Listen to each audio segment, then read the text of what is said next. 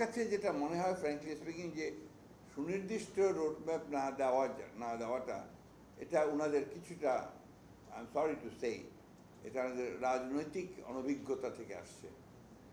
কারণ এই সুনির্দিষ্ট রোডম্যাপ দিলেই কিন্তু আপনার রাজনৈতিক সংকটগুলো যেগুলো আছে সেগুলো কিন্তু অনেকাংশে কমে যাবে।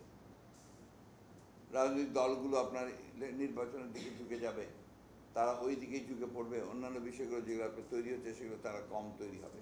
এগুলো হচ্ছে বাস্তবতা। আর একটা জিনিস খেয়াল করে দেখুন যে এই এত বেশি কথা হচ্ছে কেন? কারণ বিকজ আওয়ামী লীগ এখন ভিজিবল না, তাই না? বিএনপি ভিজিবল বড় দল হিসেবে, নেক্সট পরের দল হিসেবে জামাত ইসলাম আছে, তারাও ভিজিবল। অন্যান্য দলগুলো নতুন ছাত্রদের যে দল সেটা উঠে আসছে, ভালো হয় যদি ভালো করবে ভালো। ফলে এই জায়গাগুলো একটা আপনার একটা কিন্তু বিষয় আছে যে এই জায়গাগুলোকে আপনার একটা অবস্থা তৈরি করা যাতে করে বড় দল হিসেবে বিএনপি আপনার একটু বেকায়দায় পড়ে যায় বা একটু অন্যান্য পড়ে, এই ধরনের একটা চিন্তাভাবনা আছে, যেটা আমি মনে করি বিএনপির জন্য কোনো ক্রাইসিস না।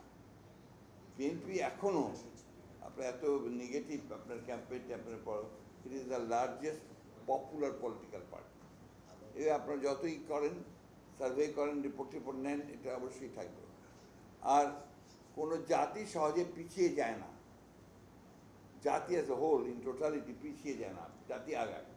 আর বাংলাদেশের মানুষটা আপনার লড়াই করা, যুদ্ধ করা, একটা একটা আপনার লিবারেল ডেমোক্রেসির জন্য যুদ্ধ করার জাতি। এই কথাটা ইম্পর্টেন্ট। লিবারেল ডেমোক্রেসি, বাংলাদেশের মানুষ লিবারেল ডেমোক্রেসি, বাংলাদেশের মানুষ ধর্ম মানে ভীষণ ধর্মবিরোধী, ধর্মান্ধ নয়। তাকে দিয়ে আপনি কোনো ধর্মের কারণে কোনো কিছু করাতে পারবেন না, এটাই করেন না বাংলাদেশের মানুষ। আজ পর্যন্ত দেখেন যে প্রায় 54 বছর হয়েছে, 54 বছর এই বাংলাদেশের মানুষ কিন্তু ধর্মকে নিয়ে আপনার কোনো উন্মাদনা এখানে হয়নি। ছাপ লাগানোর চেষ্টা করেছে আওয়ামী লীগ তার নিজের স্বার্থে, যে জঙ্গিবাদ বাড়ছে, অমুক বাড়ছে, তমুক বাড়ছে। তবে হ্যাঁ, ভয় আছে। আজকে যদি লিবারেল পার্টিগুলোকে যদি আপনার সুযোগ কম দেওয়া হয়, তাদেরকে যদি আপনার আটক করে দেওয়া হয়, তাহলে কিন্তু জঙ্গিবাদের উত্থানের যথেষ্ট সম্ভাবনা আছে। যে জিনিসগুলো চিন্তা করা দরকার সকলে বলে আমি মনে করি।